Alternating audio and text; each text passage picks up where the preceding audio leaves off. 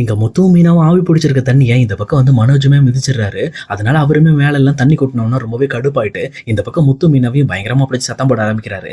உடனே முத்து ரொம்ப டென்ஷன் ஆயிட்டு, "முதல்ல நிறுத்துடா முதல்ல. உங்களுக்கெல்லாம் ரூம் இருக்கு. எங்களுக்கெல்லாம் ரூம் கிடையாது. நாங்க தூங்குறது, சாப்பிடுறது, ஆவி பிடிக்கிறதுன்னு சொல்லி எல்லாமே இந்த ஹால்ல தான் பண்ணணும். நீ தான்டா பார்த்து போணும்." அப்படின்ற மாரி இந்த பக்கம் மனோஜ பிடிச்சு பயங்கரமா சத்தம் போட்டு விட்டுறாங்க.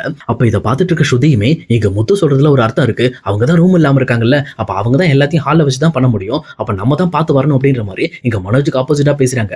அப்ப மனோஜுமே எப்பவுமே சரி, இவன் எந்த தப்பு பண்ணாலும் நான் தான் என் மேல தான் தப்பு வரும். நான் தான் எல்லாத்துக்கும் காரணம் அப்படின்னு சொல்லிட்டு அவரும் அங்கிருந்து ரோகிணியை கூட்டிட்டு கிளம்பிடுறாரு. அதே நேரத்துல அவங்க போன உடனே விஜயாவுமே, "டேய் நீ தான் வந்து அடம் பிடிச்சு மேல ஒரு ரூம் வச்சிருக்கல்ல, அங்கே போய் இருந்துக்க வேண்டியதானே மொட்டை மாடியிலே. தேவையில்லாம பிரச்சனை பண்ணிட்டு இருக்கான்." அப்படின்ற மாதிரி இந்த பக்கம் வந்து அவங்களும் முத்துவ சத்தம் போட்டுட்டு அங்க இருந்து கிளம்பிடுறாங்க. உடனே இந்த பக்கம் முத்துக்கும் மீனாக்கும் ரொம்பவே முகத்துல அடிச்ச மாதிரி ஆயிடுது. இந்த விஷயத்துல எப்படியாவது நம்ம ஒரு வீடை வாங்கி ஆகணும். அதுக்காக நம்ம வந்து வெறித்தனமா உழைக்கணும்னு சொல்லிட்டு இங்க மீனாவோட மனசுலயும் வந்து உரைச்சுக்கிட்டு இருக்கு. அதே நேரத்துல இன்னொரு பக்கம் இங்க முத்துவும் அவங்க ஃப்ரெண்டு செல்வமும் ஓரமா நின்னு இந்த பக்கம் வந்து சவாரிக்காக வெயிட் பண்ணிட்டு இருக்காங்க. அப்ப எதார்த்தமா இந்த பக்கம் முத்து கவனிக்கும்போது கரெக்ட்டா அருணுமே வந்து இங்க ஹெல்மெட் போடாம ஃபோன் பேசிக்கிட்டே வந்து டூ வீலர் ஓட்டிட்டு போயிட்டு இருக்காரு. இத பார்த்த முத்துக்கு பயங்கரமா டென்ஷன் ஆகுது. "ஏன்டா இந்த மாரி நாங்க ரூல்ஸ ஃபாலோ பண்ணலனா நீ இந்த மாரி எங்க மேல கேஸ் போடுவல்ல. இன்னைக்கு நீ மாட்ற பாரு." அப்படின்ற மாரி ஒரு ஹெல்மெட் போடாம ஃபோன் பேசிட்டு போறத ஒரு வீடியோ எடுத்துறாரு. அதே நேரத்துல அருணுமே இப்போதைக்கு அவங்க அம்மாக்கு டேப்லெட் வாங்க வந்ததுனால வேற எத பத்தியுமே கவனிக்காம அங்க நோ பார்க்கிங் போர்டு இருக்கிறத கூட கண்டுக்காம அவர் வண்டி அங்கேயே நிறுத்திட்டு டைரக்ட்டா உள்ள போய் மெடிக்கல்ல போய் மாத்திரை வாங்க போயிறாரு. ஆனா முத்துவுமே இந்த மாதிரி என்ன இவனுக்கு அவ்வளோ தெனாவட்டு, நம்ம மட்டும் வந்து தப்பு பண்ணா தப்பு, அவன் தப்பு பண்ணா தப்பு இல்லையா? இவனுக்கு ஒரு நல்ல பாடத்த கத்துக் குடுக்கணும்னு சொல்லிட்டு தன்னோட டிக்கி ஓப்பன் பண்ணி அவருமே வந்து செயினையும் போட்டு எடுக்குறாரு. ஆனா இத பார்த்த செல்வமுமே, "டேய் இங்க பார்றா இதெல்லாம் பண்ணாதடா. தேவையில்லாத பிரச்சனைடா. போலீஸ பகச்சுக்கிட்டா நமக்கு தான்டா பிரச்சனை." அப்படின்ற மாரி அவரும் எவ்வளவோ எடுத்து சொல்லி பார்க்குறாரு. ஆனா முத்துவுமே, "நீ முதல்ல நகரு. இவனெல்லாம் வந்து சும்மா விடக்கூடாது. இவனெல்லாம் வந்து ஒரு பதிலுக்கு பதில் ஏதோ ஒண்ணு பண்ணா தான் இவன் அமைதியா இருப்பான்." அப்படின்ற மாரி அருண பழி வாங்குறதுக்காகவே அந்த செயினையும் பூட்டையும் எடுத்துட்டு போயிட்டு இந்த பக்கம் அவர் ஓட்டிட்டு வந்த அந்த டூ வீலரோட ஃப்ரண்ட் வீல்ல போட்டு லாக் பண்றாரு. லாக் பண்ணிட்டு இந்த பக்கம் வந்து நின்னுக்கிறாங்க. ஆனா இன்னொரு பக்கம் செல்வமும், "டேய் நான் சொல்றத தயவு செஞ்சு கேளு. அந்த சாவிய குடு. நான் போய் ஓப்பன் பண்ணி விட்டு வந்துடுறேன். பிரச்சனை வேணாம்டா." அப்படின்னு சொல்லி எவ்வளவோ சொல்லி பார்க்குறாங்க. ஆனா இவங்க பேசுறதுக்குள்ளே அந்த பக்கம் அருண் வந்துடுறாரு. அவரும் அங்கிருந்து டேப்லெட் வாங்கிட்டு கிளம்பலாம்னு சொல்லி பார்க்குறப்போ இந்த மாதிரி அவர் வீல்ல முன்னாடி செயின் போட்டுருக்கிறத பார்த்துட்டு இது யார் போட்டான்னு சொல்லி யோசிச்சுட்டு இருக்காரு. அப்ப கரெக்டா அவருக்கு ஒரு பயங்கரமான வாய்ஸ் கொடுக்குற மாதிரி, "இங்க சார் இங்க வாங்க. இங்க பாருங்க ஆப்போசிட்ல தான் இருக்கேன்." அப்படின்ற மாதிரி இங்க முத்துவுமே அந்த சாவியை தூக்கி காட்டுறாரு. இதை பார்த்தோன்னே இந்த பக்கம் வந்து அருணுக்கு ரொம்பவே டென்ஷன் ஆயிடுது. "ஏய் நீ எதுக்குடா இதை பண்ண?" அப்படின்ற மாதிரி கேட்குறாங்க. "வாங்க சார் நம்ம பேசுவோம்." அப்படின்ற மாதிரி இங்க அருணையும் முத்து டேரக்டா ஒரு பக்கத்துல கூப்பிடுறாரு. கூப்பிட்டது மட்டும் இல்லாம, "ஏன் சார் நாங்க மட்டும் தப்பு பண்ணா தப்புன்றீங்க, நீங்க தப்பு பண்ணிருக்கீங்க. அங்க பாருங்க நோ பார்க்கிங் போர்டுல நீங்க வண்டி நிறுத்திருக்கீங்க. இது தப்பு தானே, அதனால தான் சார் லாக் பண்ணிருக்கேன்." அப்படின்ற மாதிரி சொல்றாங்க. அப்ப கரெக்டா அருணுமே ரொம்ப டென்ஷனோட, "இங்க பாரு நான் ஒரு எமர்ஜென்சியா நான் போயிட்டு இருக்கேன். நான் அதை கவனிக்கவே இல்லை. ஒழுங்கா சாவியை கொடு. இந்த மாதிரி எனக்கு வேலை இருக்கு. நான் கிளம்பணும்." அப்படின்ற மாதிரி சொல்றாங்க. அப்ப கரெக்டா முத்துவுமே, "இங்க பாருங்க சார் எல்லாருக்கும் எமர்ஜென்சி இருக்க தான் செய்யும். அதுக்காக எமர்ஜென்சி வந்துட்டா நீங்க எல்லா தப்பையும் ரூல்ஸை மீறிடுவீங்களா?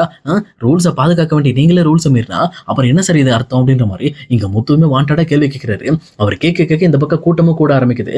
அப்ப இன்னொரு பக்கம் இங்க போலீஸ்காரருமே ரொம்பவே டென்ஷன் ஆயிட்டு, "ஏய் என்ன என்கிட்ட விளையாடுறியா? உன்னை என்ன பண்ணுவேன்னு எனக்கே தெரியாது." அப்படின்ற மாதிரி அருணுமே இன்னொரு பக்கம் முத்துவை மிரட்ட ஆரம்பிக்கிறாங்க. ஆனா இங்க முத்து பேசுறதுக்கு முன்னாடியே அங்க சுத்தி இருக்க பப்ளிக்குமே, "என்ன சார் இது பொறுப்பு இல்லாம இந்த மாதிரி வந்து நீங்க தப்பு பண்ணிட்டு அவரை மிரட்டிட்டு இருக்கீங்க.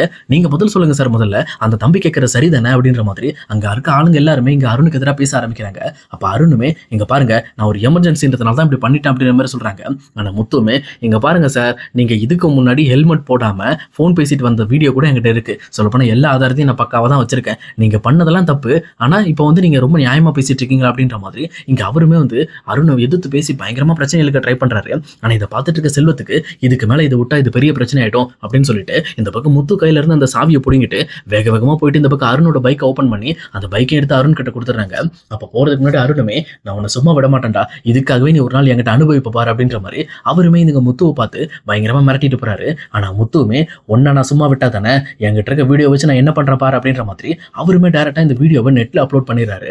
அதே நேரம் இந்த வீடியோ அப்லோட் ஆன அடுத்த செகண்டே பயங்கரமா வைரல் ஆக ஆரம்பிக்குது. அதாவது ஒரு டிராஃபிக் போலீஸை இந்த மாதிரி வந்து ஒரு ரூல்ஸ் அண்ட் ரெகுலேஷன்ஸை மதிக்காம அவங்க விருப்பத்துக்கு செயல்படுறாங்க. அப்புறம் எதுக்காக பொதுமக்களை கொடுமைப்படுத்துறாங்க அப்படின்ற மாதிரி இந்த பக்கம் வந்து பயங்கரமா அந்த வீடியோல டெம்ப்ளேட்லாம் போட்டு பயங்கரமா வைரல் ஆயிடுது. அதே நேரத்துல இன்னொரு பக்கம் இங்க அருணுமே தன்னோட அம்மாவுக்கு அந்த டேப்லெட்ஸ்லாம் வாங்கி கொடுத்துட்டு எப்பவும் போல அவருமே டியூட்டிக்கு போறாரு. அந்த ஒரு நாள் டியூட்டி எதுவுமே தெரியல. ஆனா அடுத்த நாள் இந்த பக்கம் வந்து எஸ்பி ஆபீஸ்ல இருந்து இங்க அருண் மேல ஒரு கம்ப்ளைண்ட் லெட்டர் வருது.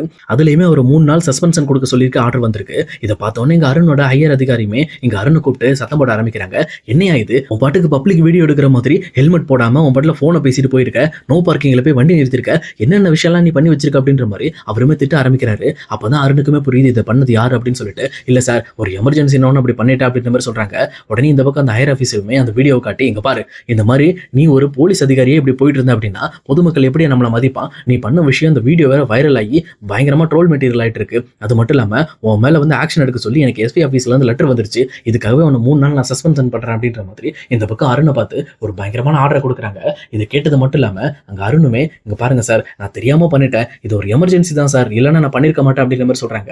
ஆனா அந்த ஹையர் ஆஃபீஸியலுமே, இங்க பாரு இதே எமர்ஜென்சி தானே அன்னைக்கு அந்த பையன் சொல்லிட்டு இருந்தான், ஆனா அப்ப நீ மதிச்சியா, மதிக்கல, அதுதான் உனக்கு வந்தா ரத்தம் மத்தவனுக்கு வந்தா தக்காளி சட்டினா வேலைக்கு ஆகாது, நடந்தது நடந்து போச்சு, இதுக்கு மேல ஒன்றும் பண்ண முடியாதுப்பா, அது மட்டும் இல்லாம இந்த சஸ்பென்ஷன் ஆர்டர் எஸ்பியே கொடுத்திருக்காரு, இதை வந்து என்னால வந்து ஆக்ஷன் எடுக்காம நிறுத்த முடியாது, உனக்காகவும் போய் பேச முடியாது, ஏன்னா நீ தேவையில்லாத பிரச்சனை இழுத்து போட்டுக்கிட்டு இருக்க, வேற யாரா இருந்தா கண்டிப்பா நான் போய் பேசியிருப்பேன், ஆனா உனக்காக என்னால பேச முடியாது அப்படின்ற மாதிரி இங்க அருணோட ஹையர் ஆஃபீஸருமே வந்து அருணுக்கு சப்போர்ட் பண்ண மறுத்துறாங்க.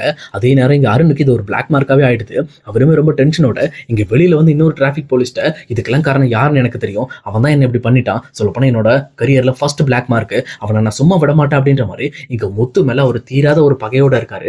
அந்த பகையை வச்சு கண்டிப்பா நான் முத்துவை முடிக்கிறேன், இதுக்கு மேல பாரு அவன் லைஃப் லாங் வெளியில வராம அவன் கஷ்டப்படணும், என் வண்டியை எப்படி லாக் பண்ணானோ அதே மாதிரி அவன் வண்டி எடுக்க முடியாம அவன் கஷ்டப்படணும் அப்படின்ற மாதிரி இந்த பக்கம் முத்துவை பழி வாங்குறதுக்காக அருணுமே ஒரு பயங்கரமான திட்டம் போடுறாரு. சொல்லப்போனா முத்து எப்பவுமே செட்டுல இருந்து வர்ற வழியை கரெக்டா நோட் பண்ணி வைக்கிறாரு. அந்த 3 நாள் ஃபுல்லா அவரை ஃபாலோ பண்ணி நோட் பண்ணிட்டு இதுக்கப்புறம் முத்து வரும்போது நான் பிடிக்கிறேன் அப்படின்ற மாதிரி வாண்டடாவே அந்த இடத்துல நோ பார்க்கிங் போர்டை வச்சு முத்து வரும்போது ஓவர் ஸ்பீட் அப்படின்ற மாதிரி இங்க முத்துவை கைது பண்ண போறாரு.